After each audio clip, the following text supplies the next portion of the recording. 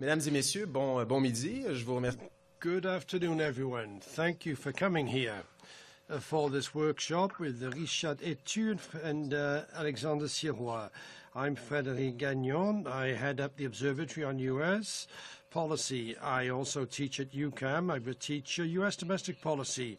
And I'll be facilitating the roundtable today on the theme of Ms. America, World 2016, with the year of Hillary Clinton. I didn't really want to facilitate this because, after all, we're talking about Hillary Clinton, and we have three men here to talk about Hillary Clinton. It might be a good idea, but I think it might have been good if we had a female researcher facilitating the roundtable. Because in the Observatory on the United States, we have Elizabeth Vallée, who's worked on family policy in the United States, Jeanette Chinard also, a former Quebec delegate in Atlanta, very interested in the candidacy of Hilton. Karine Prémont also works on these issues. But Elizabeth, unfortunately, is teaching until 12:30. She will be joining us, but she can't facilitate the workshop. And Jeanette can't be here this week, and Karine is in Sherbrooke. So I'll facilitate the workshop. But I would have preferred one of my colleagues to do so because they worked a great deal on these issues. So today, we'll be discussing the career of Hillary Clinton, the 2016 campaign, but particularly a work that came out this week. In fact, it was launched yesterday, Ms. America, 100 Clues to Understand Hillary Clinton. And I read it overnight. It's a very interesting piece of work. I'm actually reading at the moment. I'm reading about her youth. Richard Etude wrote that part, and we'll talk about it a little bit later. And it reads very well. The structure itself is interesting, because they go through small sections. There are 5. They address various aspects of Hillary Clinton. She has a very impressive CV. I look at her Twitter account, which describes her career through acronyms. For example, First Lady in the White House, First Lady in Arkansas, hundreds of thousands of kilometers traveled, particularly as Secretary of State. So it's a very impressive CV. A pillar of U.S. policy, and in 2016, there's still a lot of talk of Hillary Clinton. And as we did about 10 days ago, when we received Christiane de Latreille and Annick Limboron, we've taken a rather relaxed approach. Look, Elizabeth's just coming in now. She could have facilitated the workshop, but she can still do so if she wishes to. I'll willingly step down. I'm sure she'll get involved in discussions later. Because I said it'd be a pretty relaxed approach, I'll give the floor first to our 2 speakers, who'll each speak for about 10 minutes. And then there'll be a question or 2 perhaps, but I want to hear your views, because it's your event today, and there's a microphone there. So please don't be shy, come forward, ask any questions you wish about Hillary Clinton. So our 2 speakers. Since 1994, Richard Etude, on the far right. I don't know if the far right represents his political views. We can ask him that question if you wish. And I've read his blog and his articles. And I don't think that's reflected actually in his blog. Since 1994, Richard Etude has been the La Presse correspondent in New York. I'm sure you've read his articles. He also has a blog I referred to earlier. And Quebec has discussed a lot of issues in the comment area of this, on the issues in the United States. He's also written 2 novels, Rendez-vous l'Étoile, VLP, published in 2006, and La Route de l'Ouest, VLB, in 2002, and 2 essays in the United States.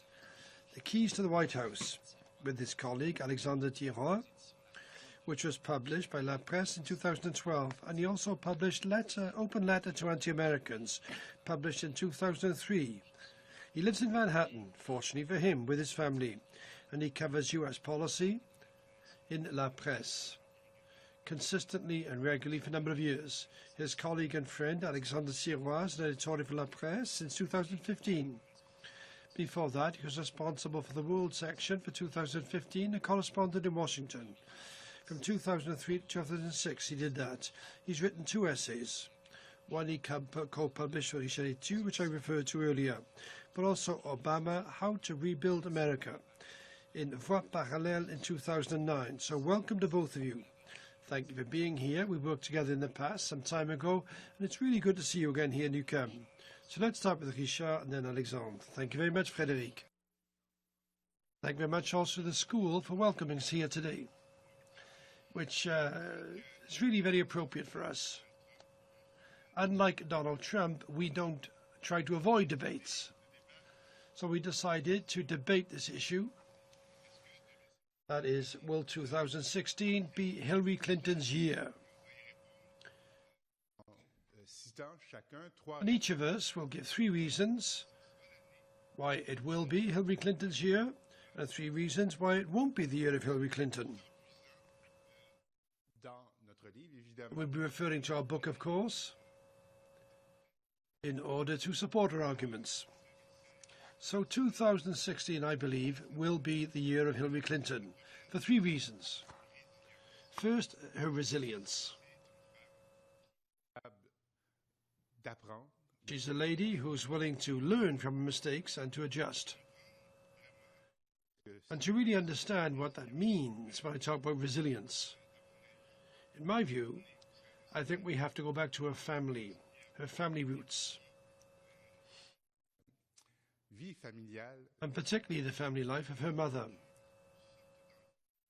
Her mother really had a very difficult childhood, but she survived. And that's something I think which she has passed on to her daughter. At 8 years of age, Dorothy Rodham, as she was, and her sister were abandoned by their parents, and were sent alone on a train from Chicago to Los Angeles, without anybody escorting them.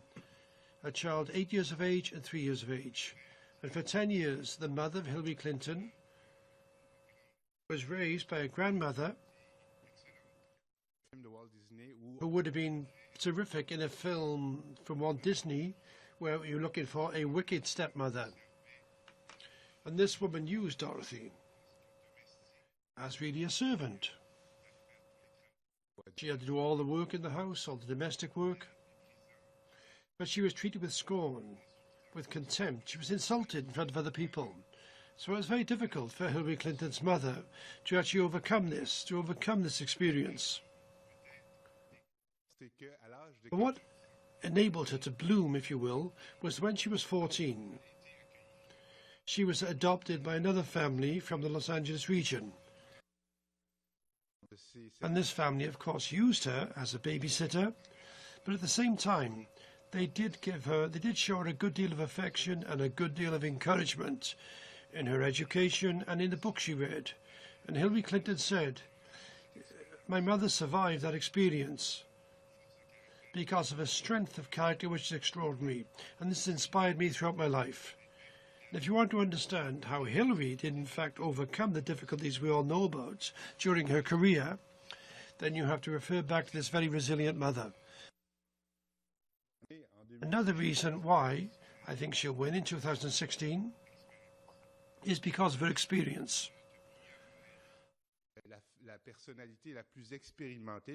She's probably the most experienced candidate since George Bush Sr. Because George Bush Sr., before he was President of the United States, had been elected to the House of Representatives. He'd also been U.S. Ambassador to the United Nations. He'd also been an ambassador to China. He'd also been head of the CIA. He'd also been Vice President. So really he'd held power at a number of levels. And we also know about the career of Hillary. She was the wife of the president. She worked on one of the most important issues of the Clinton presidency. It was a failure in the end, but nevertheless the experience was very valuable and the kind of challenges she'd have to overcome if she wanted to change the health system in the United States. She was also a senator for New York. She was Secretary of State too. So Hillary is really someone who knows exactly how politics work, exactly how the government works. There's something else we mustn't forget also. When she was First Lady in Arkansas, her husband entrusted a file to her, education. At the time, the Arkansas education system was almost at the level of the Third World. and hardly the teachers or students could read or write. But she took charge of this file, and she made changes to the education system which have been recognized as very positive. And it was based on that positive experience that Bill Clinton decided to run and say, look, if you elect me, you get 2 presidents for the price of 1. 2 presidents for the price of 1. And that was the reason also why he entrusted the health file to her, with which she had problems. But she did actually manage to overcome these problems and keep going. And one of the reasons why she won, why she triumphed, is because of the Republicans. You might think that's a bit absurd. Absurd because the Republicans, well, they're the opponents. But the Republicans have always tried to go too far when it comes to attacking Hillary Clinton. And this, in fact, has worked against them. We saw this, for example, in the Benghazi affair. For the Republicans, it's simple. If you follow Fox News or Rush Limbaugh, on these members of the media, the conservative media, then for them, it's quite simple. Hillary Clinton is responsible, quite simply, for the death of 3 courageous Americans, and she lied on every single point in the scandal. But there are other US facilities also which are targeted, which have been targeted over the years, where many Americans were killed. But they didn't actually make a political issue of that. When Hillary Clinton was recently invited or asked to testify before Congress, and we refer to this in our book, even though it's very recent, but there you could see her strength. For 11 hours, she was able to deal with these hostile questions, remaining calm and showing the extreme viewpoints adopted by the Republicans. So in my view, and I'll finish on this point, in my view, the Republicans, as they've done in the past, will make mistakes. And I think they'll make mistakes, in fact, which will expose them to charges of sexism. I think this could happen quite easily. These attacks could be interpreted rightly or wrongly, we don't know. And this could help Hillary Clinton in time. And that's why I think the year 2016 will be the year of Hillary Clinton. Maybe we can see this in a year. We can decide then. Look at it again. But it's good to make a projection like that. That's very useful. Thank you very much, Richard. Alexandre, please proceed. Well, of course, Richard et moi, well, we've worked together until today. 2016 will not be the year of Hillary Clinton. And if you read our book, you'll understand why. You know, perhaps this is a rather rhetorical exercise. I'll give you 3 reasons why this won't be the year of Hillary Clinton. There is, I agree with you, there's resilience in Clinton. There's a lot of experience also. But the fact is, she's a good politician, but not good enough.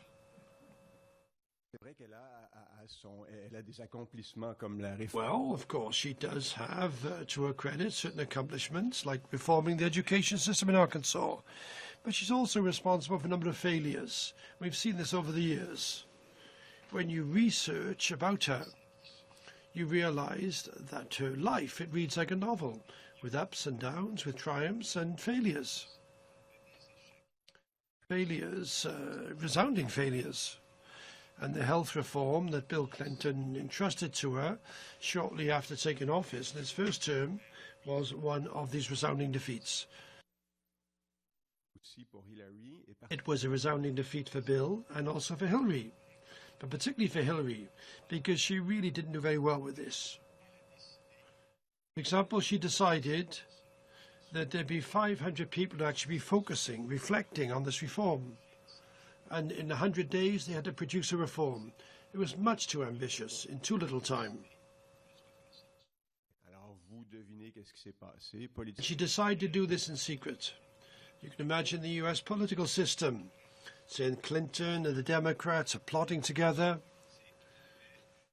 And the political class already had a kind of negative prejudice against the reform. And she herself, in fact, she dealt the final blow to it when she said to the members of Congress, and she said, there'll be no compromise, take it or leave it. And even the Democrats, when she said that, even the Democrats in her own party were shocked by her attitude to hear her speak like that. And the health reform finally was a failure.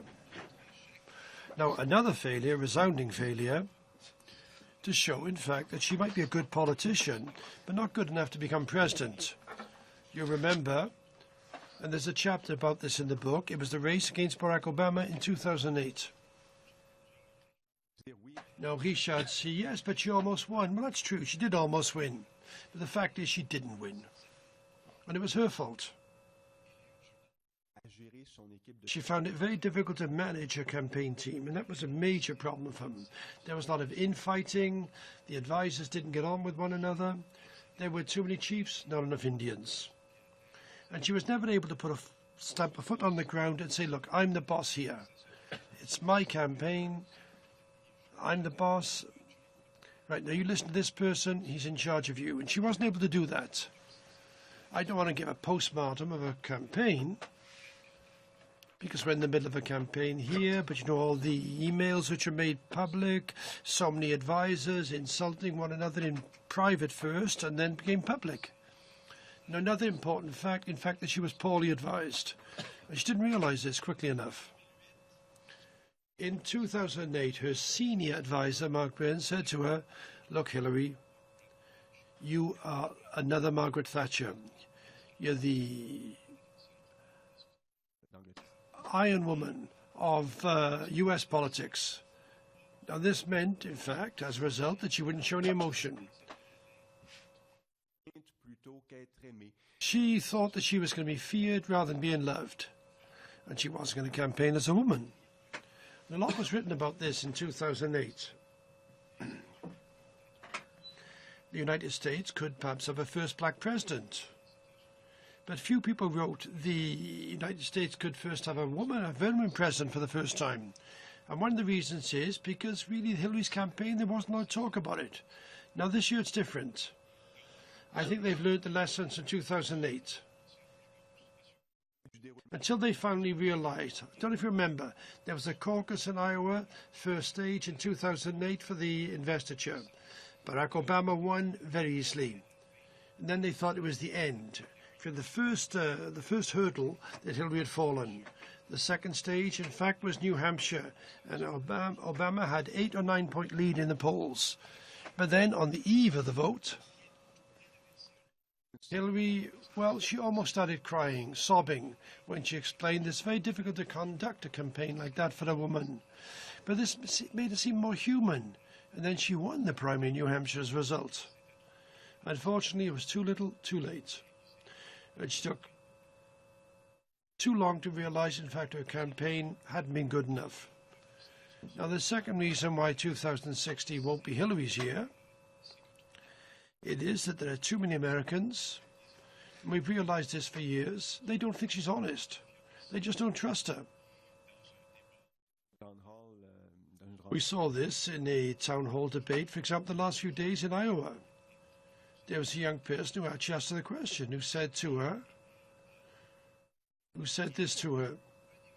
Now, I'd just like to remind you of one incident quickly, just a word, emails. The scandal of the emails. And this is a very recent scandal, March 2015. There was an article in the New York Times which disclosed that when she was Secretary of State, she did, in fact, well, she didn't use the address she should have used, state.gov, the official address. She used solely her own private personal address with her own server. That was a real mess. So you have to re-ask, how at the time? Could you think I want to have my own server, my own address? And no one will even realize that, and no one will criticize me for that, whereas she already knew at the time, I'm sure she knew, that she still wanted to run for the race for the White House. But this confirms really, and you could see this in the career of Clinton. She did this because she thought, look, there are rules for other people, for the general public, but there are other rules which apply solely to myself and to my husband. And this is something really which happened a lot over her career. So there are scandals, and really too many Americans now see her as not being honest. And she looks to people to be very calculating, more calculating in fact than the average politician running against her.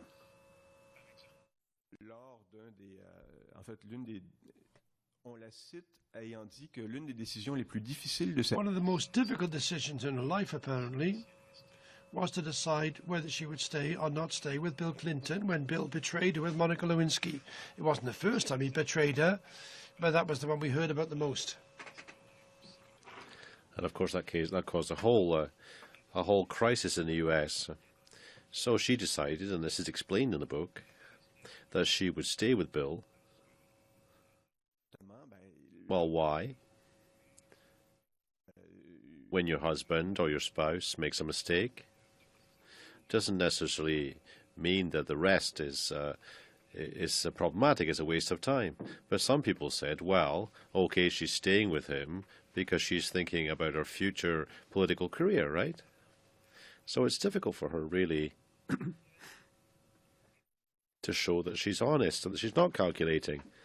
You only have to think about the official launch of her campaign, the 2016 campaign. It all happened on Roosevelt Island. So basically, she was trying to draw a link between herself and Roosevelt, F.D. Roosevelt.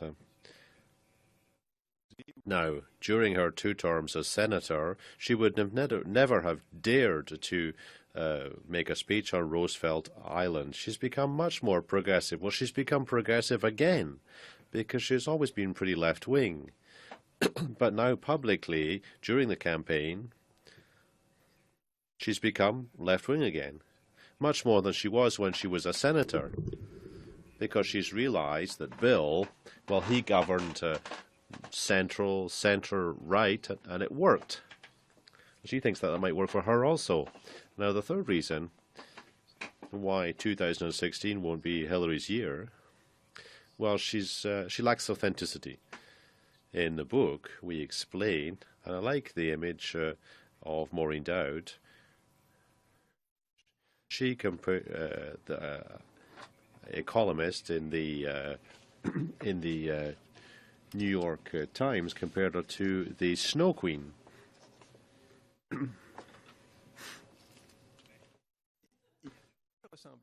Well, she really is quite like the Snow Queen. Why? Well, like the Snow Queen hid her powers. And Hillary, if you like, she's been hiding for some time now what she really is. The real her. So New York Dowd said, well, why don't you explain who you are? Tell us who you really are. Tell us what you think. Tell us what you want. Tell us what you like. Really, and she finds that very difficult. She finds it very difficult to be spontaneous. Last fall, the New York Times published an article saying that the counselors, that her advisors had said to her, well, she's going to be spontaneous. But that doesn't work like that. You can't just decide one day that you're going to be spontaneous, can you? No. She's a woman in politics. Of course, she was betrayed by her husband, and through everything that she's gone through, she's formed a thick skin. And people have always said, well, in politics, you have to have a thick skin to survive. Now, we explain that very, very clearly in our book. We explain why she's not authentic. There are reasons for this. Unfortunately for her, not all American voters will be reading our book between now and the elections, so they're going to find it difficult to understand why she lacks authenticity. Now, the last reason why she's finding it difficult to be authentic, I'd like to pick up on what happened to the Republicans over the last 2 elections, Mitt Romney and Mr. McCain, they were very, very rich. And now Hillary with Bill they're multimillionaires. John Cain at one point, during the campaign, he was asked how many houses he had. He couldn't answer that question. He had to ask an assistant to get back to the person who'd asked the question. Think about Mitt Romney. Now, during the campaign, he was planning building a lift, an elevator for his house in his California home. That didn't go across well, because he claimed to be defending or advocating for the average American. And Hillary faces the same problem. Bernie Sanders has said, well, Hillary has accepted hundreds of thousands of dollars from Goldman Sachs for speaking engagements. That's true, but Hillary is campaigning to the left. She's positioning herself as a progressive that wants to reduce the disparity between the rich and the poor. Well, that's fine. She can do that. But it's difficult to sell that in an authentic fashion. So basically, for all those reasons, unlike Richard, I think that 2016 will not be Hillary Clinton's year. Thanks very much. So they don't agree, but they did agree enough to write a book together. Now I'd like to ask you the following question. Alexandra said, well, it's perhaps Hillary Clinton's fault, but it's perhaps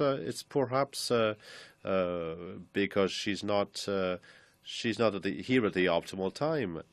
Bernie Sanders is ahead in the polls in Iowa and New Hampshire. It's difficult to explain the Sanders phenomenon. Is it a type of rejection of Clinton? Is it her who's to blame, or is it linked to the context of change in the U.S., the return of the left, the Occupy movement, the Black Lives Matter movement, for example? So Hillary is not really in sync with these movements. Is it really her fault, or is it really because of the context, the environment?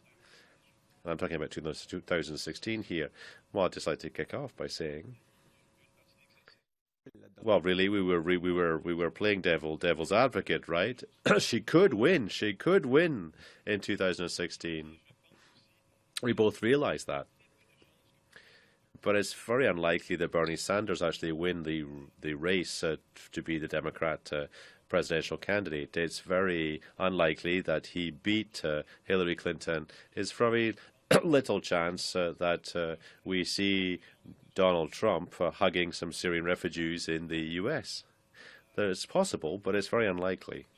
Well, of course, there is a context, and the context means that Hillary Clinton, or Bernie Sanders rather,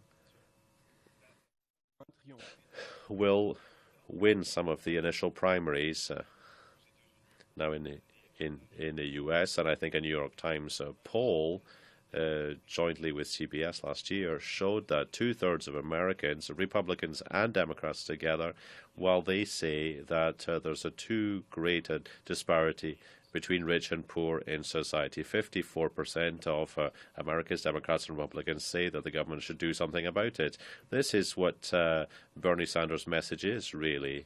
And he's very, very inspiring. As Barack Obama said, Bernie Sanders is he's like a big shiny object. He's shiny. No one knew him. He didn't have to prove anything, a bit like Barack Obama in 2008, like Howard Dean. I don't know if you remember him. That was in 2004. And now the question is, will Bernie be more like Howard Dean or Barack Obama? I think he'll be more like Howard Dean. Over to you. Well, I think you've summed it. You've summed up the situation very nicely. But I think, however, that Bernie Sanders has perhaps a bit more chance of winning than you think. But the context of course, favours Bernie Sanders, not only because of his message, but also because of the mindset of voters in Iowa and New Hampshire. More than 80% of them are white, and Democrat activists are often thought to be much further left than in other U.S. states. So it's fertile ground, really, for Barack Obama. It was anyway. And for the second time, Hillary Clinton is really behind the eight ball. She failed in 2008 because of her vote on the Iraq war. This isn't something that people are talking about today. The focus is on the disparity between rich and poor, but as Alexander has said, she's not necessarily the most credible person on that, given her close relationship with Wall Street banks. Having said that, however, there's a lot of focus on Bernie Sanders right now, but it'll be interesting to see what the situation is in a month's time, because I think that the landscape might have shifted somewhat by then. Now, Hillary Clinton, I think she'll win in Iowa, and that's what it'll take, really, to put the Sanders phenomenon back in its box. Well, he'll probably win New Hampshire, but this is something that people expect because he's from the neighboring state of Vermont. But then voters will make up their minds that Nevada, that's the third stage, much more Latinos, and then South Carolina, where the Afro-American vote is much stronger. These are major obstacles for Bernie Sanders, I think.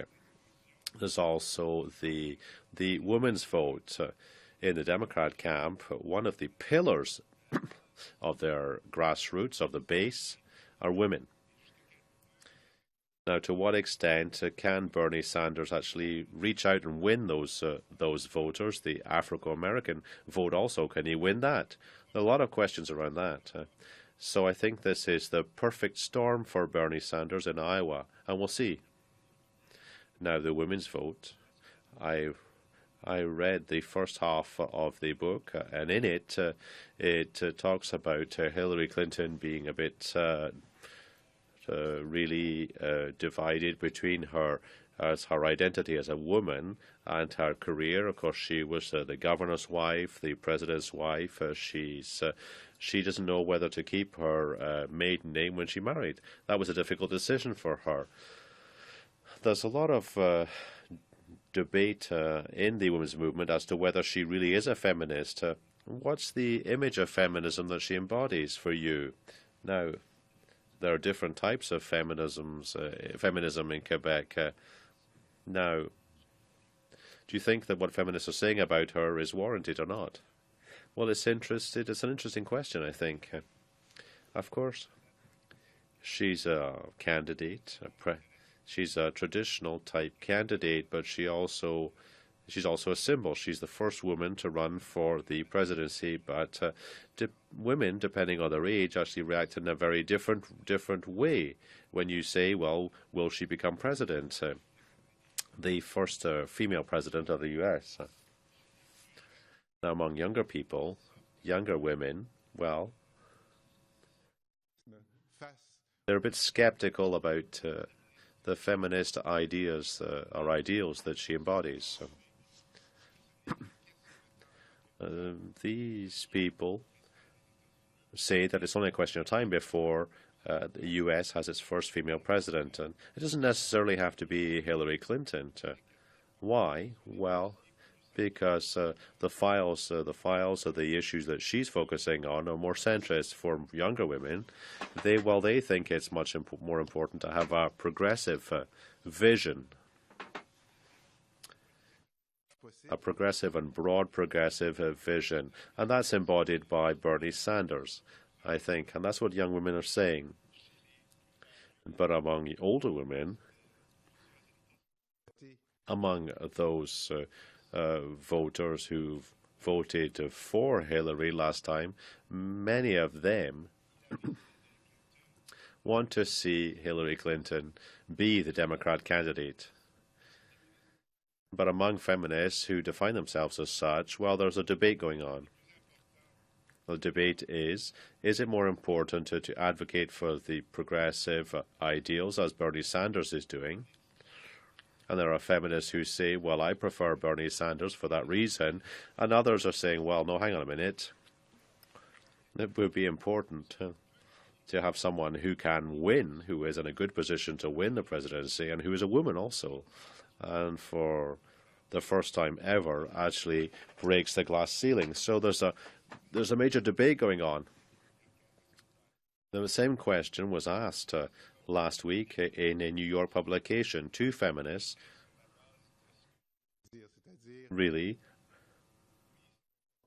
argued this issue. One said, well, it's important for women to become president of the U.S. The other said, well, it's important to have a woman president, but not necessarily Hillary Clinton. Well, there's the issue of authenticity. I remember the interviews in Iowa in 2008. There are women of the same age as her who were likely to vote for her. But those same women were saying, well, I don't know. I don't know, because Barack Obama was much more inspiring, like Bernie Sanders. Iowa is much more progressive. It's much more progressive than other states in the U.S. So Barack Obama, people found him much more inspiring. His values spoke to them, etc. And Barack Obama won Iowa, and he beat Hillary Clinton. So that all played a role. What about her maiden name? That's something that I found fascinating when I read the book yesterday. When Bill Clinton lost his position as governor of Arkansas, in the book, and this is what actually happened. The book says one of the factors that led to his defeat was that people felt that Hillary didn't present herself as the wife of the governor. So she eventually decided to take Bill Clinton's name. Now, today, do you think the name Clinton is a millstone for Hillary Clinton? There's a lot of focus on the fact that some people are not ready to elect a woman president, but are people ready to give another Clinton the presidency, the keys to the presidency, the White House? I think that the Clinton brand really goes across much better than the Bush brand. Why? Well, the last Bush presidency really fizzled out. Now, the Clinton presidency is seen as a success. People see him as having done some good things for the U.S. So perhaps it's not really a disadvantage for her. But among many Americans, including among people in my family, there's a lot of Clinton fatigue. She doesn't necessarily embody a major change. Having said that, politics is always a game of comparison, right? Now, if she wins the Democrat candidacy, well, she will necessarily be facing off against Bush or Trump. And if that occurs, well, perhaps the Clinton name will be an asset. People will compare the situation of the U.S. under Bush and the situation under Clinton, for example. And I've said this before. I don't think it'll really be a handicap for her. But however, Bill Clinton, in 2012, he was a major reason why Barack Obama won. He was able to mobilize Democrat members, Democrat voters. He made a speech in Charlotte. You remember that one? And in that speech, he advocated for Mr. Obama's record. So that changed things. Barack Obama said, well, I think we should appoint him. We should appoint him a Secretary of Explaining Shit. So he was perceived really as a major asset. But I don't really think that this time he will be as high profile. He'll be there, of course, but he won't be as high profile as he was in 2012. And he's now 69, like Donald Trump. But I think he's tired. He's worn out. When you see him, when you hear him, you feel that he's tired. He's not as lively as he used to be. Of course, he can still give a pretty hard-hitting speech. But I think he'll be an asset. But all things being equal, if you compare Hillary Clinton with the Republicans, I don't think her name will be really be a handicap for her. Well, Bill Clinton will perhaps not be as high profile, I agree with you, but he will be a major asset. He's the most gifted politician of his generation. But what will be the role of Barack Obama in the campaign? That's going to be interesting to watch. Will Hillary make the same mistake as Al Gore? Al Gore, who decided to campaign without Bill Clinton. I'd be surprised if that happened. We're seeing this already, right? It's incredible to see how she's trying to tie herself into all Barack Obama's accomplishments. She's trying to define herself as the president that will improve on Barack Obama's legacy. Now, Bernie Sanders implicitly is critical of this. Now, he's calling for a revolution after 8 years of Democrat rule. What does that mean? It means that he's dissatisfied with what the Democrats have done in power. Now, the last debate, really, you had the impression that she was trying to put herself forward as Barack Obama 2.0. It's something we'll keep an eye on. Well, we said at the beginning that we'd give questions to the audience, so there's a microphone there. I guess you've had time to think of your questions, but I'd like you now to get involved in discussion. Jean-Philippe, go for it, please. Well, I'm sure my question won't be scooped by the specialist in U.S. politics. So thank you very much for being here in UQAM. Thanks for presenting your work to us. And really, after listening to you, I'm looking forward to reading it. So I'd like to ask you a question now. Of course, please explain to me what you think the Hillary Clinton's campaign against Donald Trump might be like. What kind of thing can we expect? And tell me, in your view, in the present situation, what would the result be of this kind of race? What would the final result be? Who would win? Who would the Americans choose, Trump or Clinton? Would it be, for example, be worthy of 1964? Would it be a tidal wave against Trump, just as it was for Johnson against Goldwater? Or do you think, really, it'd be a lot tighter than that, despite what we know of Trump? Well, if this had been on the program Tout le monde en parle, this would be what they call the $64,000 question. But it's a very good question, excellent question. Because, of course, it's very hypothetical. We don't know whether Donald Trump will be chosen by the Republican Party.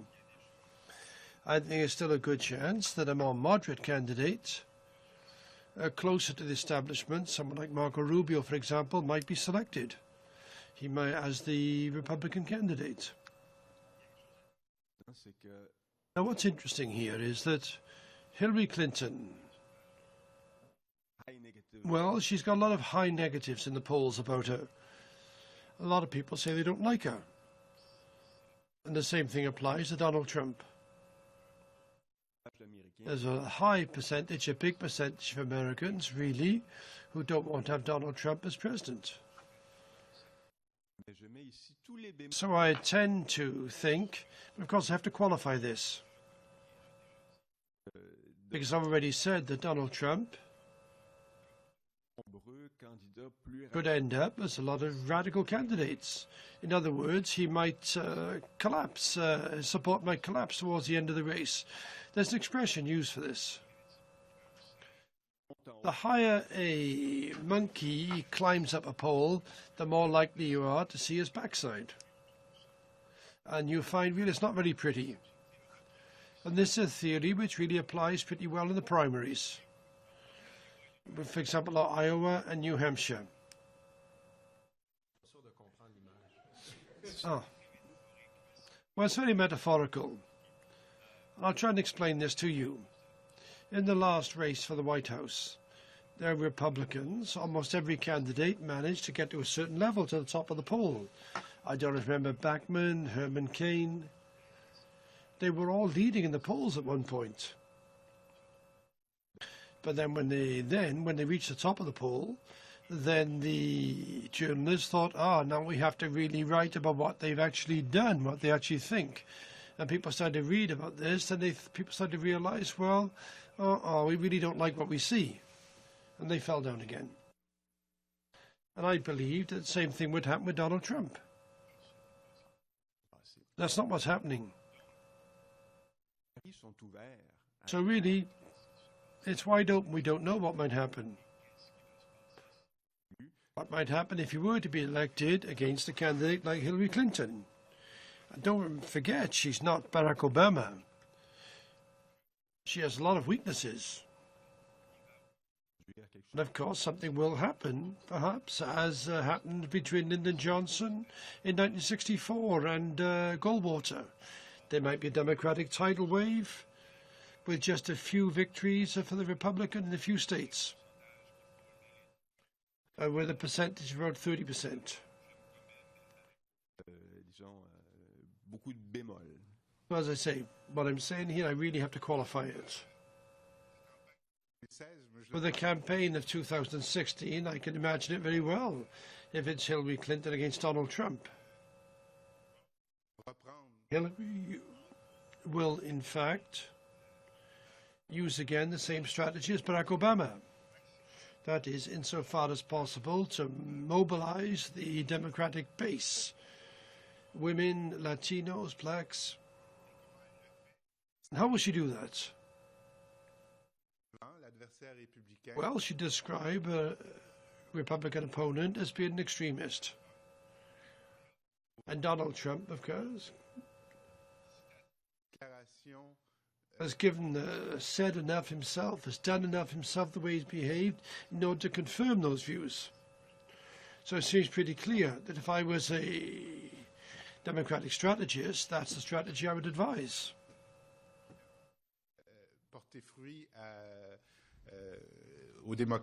I think that could help the Democrats and in fact lead to a tidal wave that's a sort that we haven't seen in a long, long time. Now the surprise of the campaign would be to see how Donald Trump can change his position, because Donald Trump is a very, very clever salesman. He knows how to sell himself to the electorate that's going to choose their leader and the leader of the Republican Party. He does it by pushing certain buttons.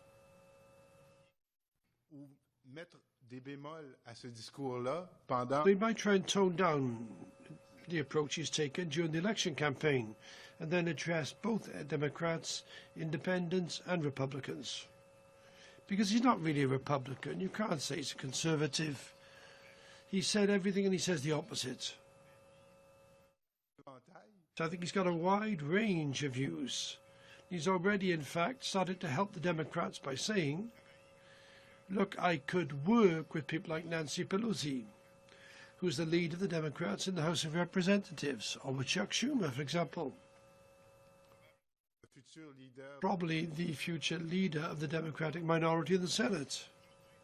Now, he's saying this already today. So he extended his hand to the Democrats. And he says, well, I'll get on with two of the people who the Republicans hate the most. Now, it is rather strange. So we have the impression that he's already preparing for his campaign. So you've got Hillary, for example, who wants to remind us constantly the extremist positions of Donald Trump.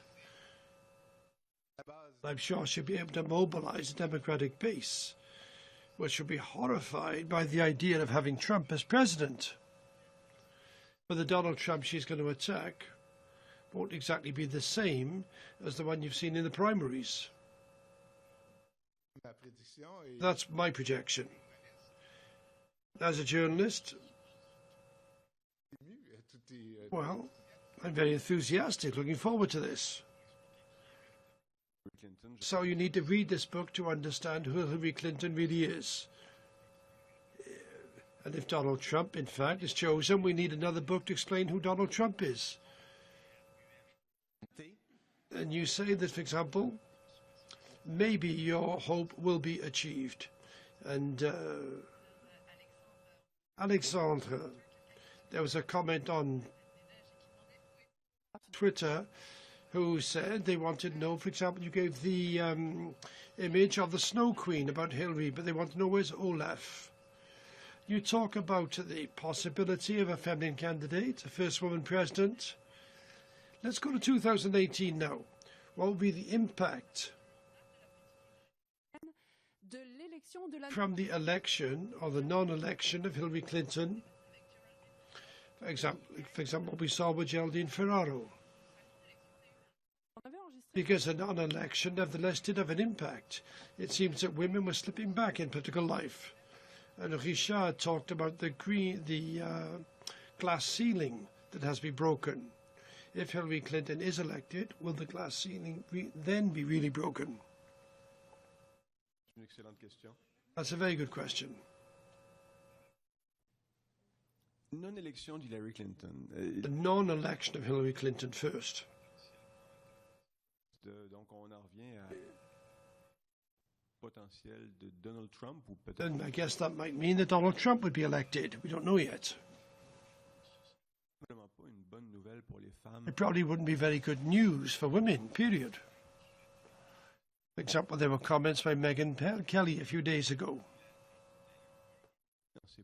It seems he's become so vulgar in his comments about women that you wonder really what he'd be like if he were president. On the other hand, I have the impression, in fact, that the seed was sown by Hillary Clinton last time, when we had the first black president. And really, so the scene is now set for the first woman president. I think it will really depend on the candidates who actually run. I have the impression, but I'm not sure, that if she's not there till the very end, nevertheless,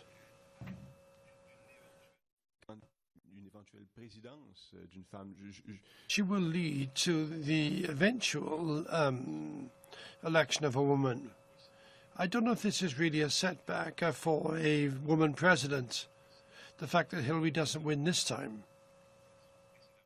As we said beforehand, if she's not elected, it's not because she was a woman. It's because she's a woman with a lot of weak points. So in the future, there will be perhaps a woman with fewer weak points and will become president. We hope so.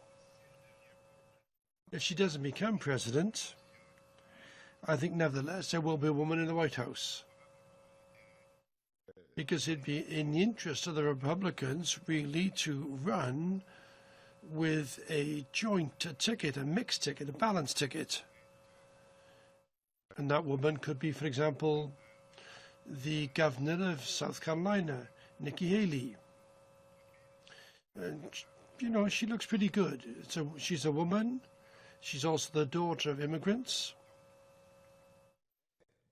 So that would be a victory. And that could be symbolic and important for women.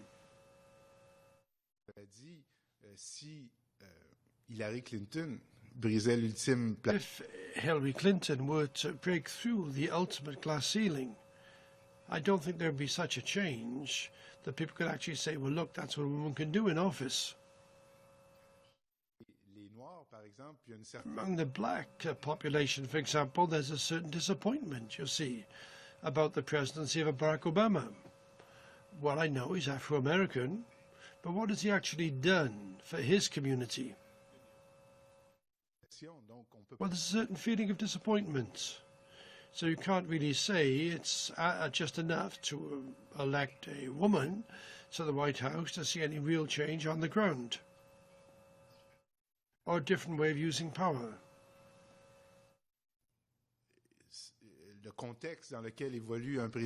I think the way a president has to work, man, woman, white or black, his power is limited. What he can do is limited. But there's an important symbolic message here. A black child who's born cette époque-ci ou qui a at grandi the present time, who's grown up today, he wouldn't see his possibilities, opportunities as someone in the past.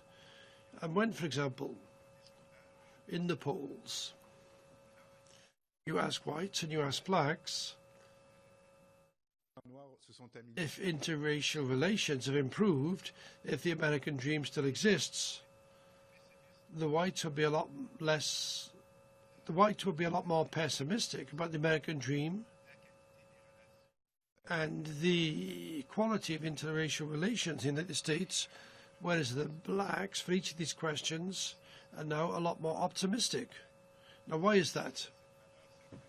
Well, perhaps it's because of the symbolic value of a black president who, despite all the criticism, despite all the problems, this is still a fact. They have a black president.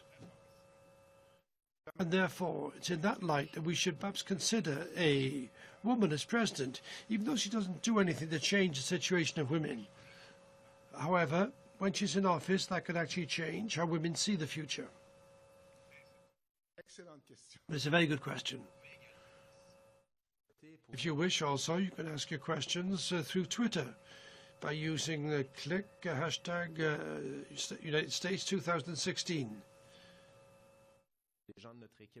So the people in our team will look at the questions on Twitter if you prefer to ask them on Twitter, and then we could actually read them out on the mic. Thank you very much. I'd like to hear what you say about the role of the media. You've already started to talk about that. Trump is very, very clever at making the headlines. Better than Miss Clinton, for example. Well, you're in the United States, Mr. Etu. That's where you live. Do you feel a certain awareness on the part of journalists that they're actually being used by Trump? Do they realize that? Because we see more and more stupid things being said by Trump. Nevertheless, he seems to be very successful. Well, from the very beginning of this phenomenon, since June, people have spoken out in the media, saying, look, just stop this. Stop covering Trump, giving him wall-to-wall coverage. But in fact, these requests were ignored, totally ignored, because what Trump does is extraordinary in terms of ratings. Look at Fox News yesterday. The ratings dropped enormously because he wasn't there in the debate. So as we can see, therefore, Trump, it's like looking at an automobile accident when you see him perform. An accident which you're filming live with all these cars that have crashed into one another. So it's very hard, therefore, for the media to censor themselves, to control themselves. And you can see this. There's certain media, for example, such as CNN and Fox News, strangely, will actually broadcast live almost every speech of Trump. They don't do that for the other candidates. So therefore, it's difficult for the media to avoid covering Trump, particularly because there's feedback from the electorate, the comments from the Republican electorate. However, well, people are aware of this. They're aware of the situation. They find it very difficult to change anything. It'd be interesting to see, in fact, how the media do, in fact, manage to control this attractiveness of Trump, because they have to be equal in their coverage if, in fact, he's the candidate. But it's going to be difficult to do that. So some might attack him, and we'll see what the reaction is. I guess both candidates are going to receive the same amount of airtime, but there's something else which is very strange. Trump, nevertheless, does manage to manipulate the media. You know, he managed to get his message across.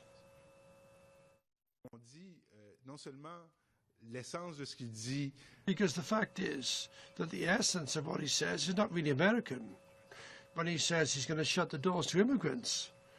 You have the real feeling this is as if he lives in a different age. But there's also tremendous vulgarity about him in the way he speaks. So really this lowers the level for all candidates, because they have to be as vulgar as he is. Take someone like Jed Bush, who describes Trump as a jerk. Maybe he is a jerk, I don't know. But these terms, this terminology, these descriptions, normally you wouldn't speak like that in the presidential campaign. You wouldn't have done that in the past. I've seen some, I've read a lot of books. For example, in the ads, there are always comments about whether you can go that far. And generally people don't go that far. Because it really is in conflict with the importance of the debate. It's inconsistent with the debate. And the more stupid and more vulgar things he says, the higher up he seems to go in the polls. Well, the American media has evolved over the past 10 or 15 years. There are three things that are important here. First of all, more impartiality, a lack of bias. Well, Fox News, of course, is more bias, rather. That's right, like Fox News, yeah? Sorry, yeah. So they're more biased. And secondly, less substance, less significant information, less significant news, let's say. And I think that networks like Fox News are guilty of this, but also the social networks. Social networks, and we've seen this, Richard and myself, during the last two campaigns, during the last campaign, more specifically, where social media played a vital role, not necessarily a good role. So we see what works, what clicks with people, and reporters tend to want to really click with the readers also. It's not like years ago, where there were 2 major newspapers and 3 major TV stations that you have to worry about when you're running for the White House. No, you have to worry about a whole slew of news, social media. A scandal. You only have to think of a scandal. I don't know if you remember it. Last time it wasn't very important, but there was a lot of controversy about the type of jeans that Mitt Romney was wearing. In some media outlets, Mitt Romney was said to be wearing mum jeans. These are jeans that your mother would wear, right? That's what it meant. So that really boosted the controversy. And what happened was that the major media outlets feel that they have to get in on the game. They have to get in on what's happening. In a social media in 2004, well, there was a rumor surrounding John Kerry from small media outlets, conservative media outlets, Republican media outlets. Now, they were saying that Kerry had perhaps betrayed his wife with a young intern. It was completely false. It had been made up, of course, but it resonated. Even the New York Times thought it was right to report on it, and they checked it out. They checked it out, and they reported that he hadn't in fact betrayed his wife. But the impact was the same. It was an insignificant scandal, an unfounded scandal. So it became a subject of conversation, even in the major media outlets. And Donald Trump has understood this. He's understood this very well, and he's using it to his advantage. Hello. Thank you very much for taking my question. Well, my question is the following. Barack Obama was the first black president, but he was also a very young president. I think he was elected at 46. Now, if we live in Charles-Philippe David's world, Hillary Clinton and Trump are 68 and 69 years old, respectively.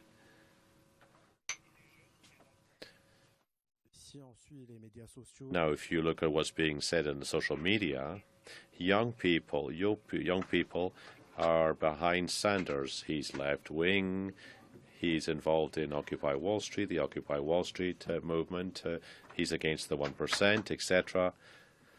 So could you tell us what the situation says about the politics in the U.S. And the new political generation in the U.S.?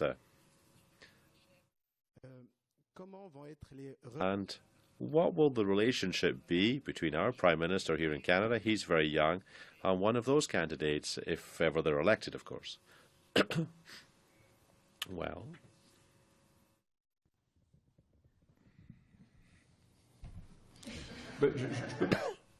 I can perhaps kick off. Well, there's some irony here. Bernie Sanders is 74, and he's very, very popular with young people. It's about ironic, year over year.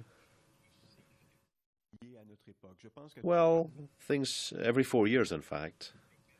There's a whole range of candidates, a whole host of candidates running. And this year, on the Democrat side, Hillary was the candidate to beat. She was very powerful. She's very powerful this time. She was very powerful last time. There were more candidates. But Bill and herself have told everyone that supported Barack Obama last time that they would pay for their choice. So they campaigned for candidates running for the American Congress. These candidates were running against other candidates who had supported Barack Obama. She was very, very powerful. She tried to show that it wasn't in people's interests to take her on. Now, Sanders, of course, he dared go up against her. Martin O'Malley also. He's very young. He's only 53. Now, when you asked the question, I drew a blank, because I was thinking about the idea that you raised. Barack Obama, well, when he became president, he was quite young, in fact. But his time at the White House coincided with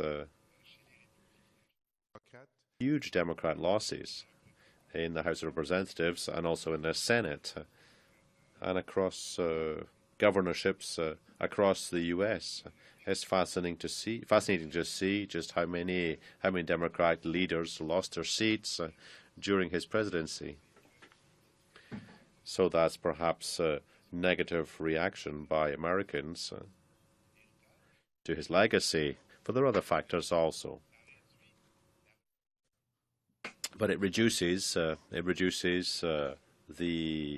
next generation, the generation that will take over. Normally, governors, for example, are would-be candidates for the presidency.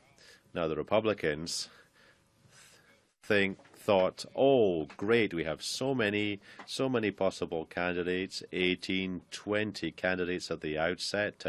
Ted Cruz is only 43, he's now 44. Marco Rubio also, he was young.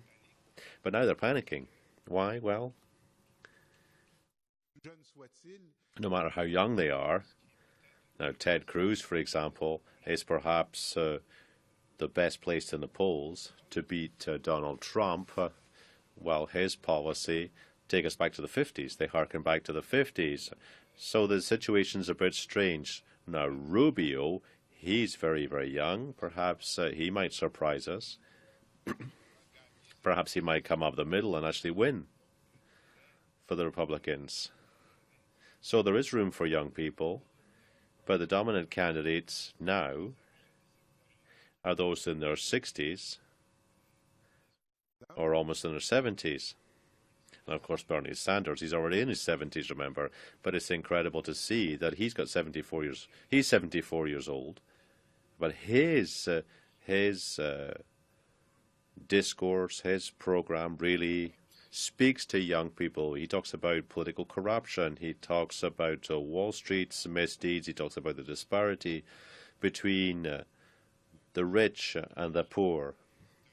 He calls it shameless. It really speaks to young people. Now, this is also This is also a discourse that is something that Hillary Clinton talks about, but not with the same punch, not with the same panache as Bernie Sanders. He's almost shouting when he's speaking. It's incredible when you look at his speeches. Really, he's almost angry. Well, he's at the very least, he's passionate against a system that many Americans think is corrupt. This is something that you see in the Republican Party, in the Democratic Party. Republicans and Democrats think that the system is not working for them, that it only works for donors.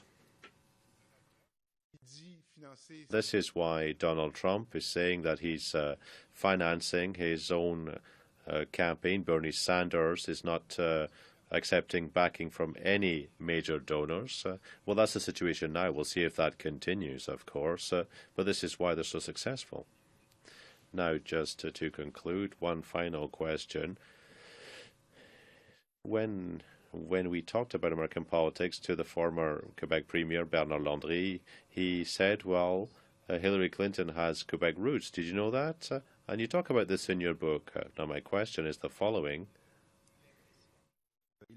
Did you ever get the impression that Hillary Clinton was curious about her past, about the past of her grandparents? And do you think this might make her more sensitive to the relationship between Canada and the U.S. Or the U.S. and Quebec? Not many American presidents are very focused on what's happening on this side of the border. What's your take on this? Well, it allows me to answer the gentleman's second question. What would happen if Justin Trudeau, who's 17 and a half, were to meet Hillary Clinton, who's 69? How old is he? How old is he again? He's my member of Parliament. I think he's in his early 40s, right? That's right. Well, I think he might break the ice by saying that they have a common ancestor, Pierre Gagné, who left de la Perche in the 17th century, and he married a girl from Normandy,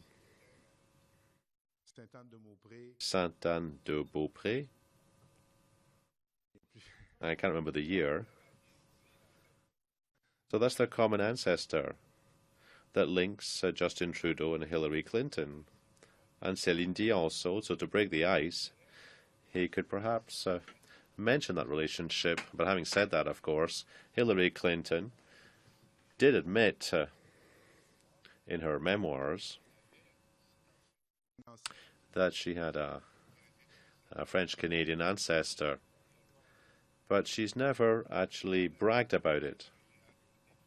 I'd like to pick up on the story that I told you at the start about the treatment of her mother by a grandmother. The memories of her grandmother were tarnished. She was of French descendancy. Now, she remembers her as someone who smoked on the sofa watching soap operas. Bill Clinton, however, or Ronald Reagan, were very proud of their Irish roots. Hillary Clinton doesn't feel like that. Now, she prefers to talk about her Welsh and English ancestors, and that's on her father's side. And of course, she inherited their religion.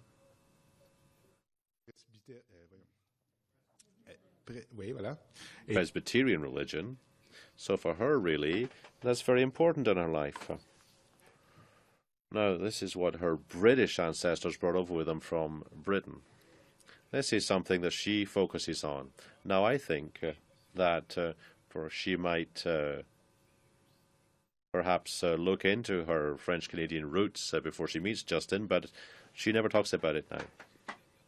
Over the past few years, American presidents, Democratic presidents, tend to get on pretty well with Liberal prime ministers here in Canada. Now, Hillary represented the state of New York in the Senate.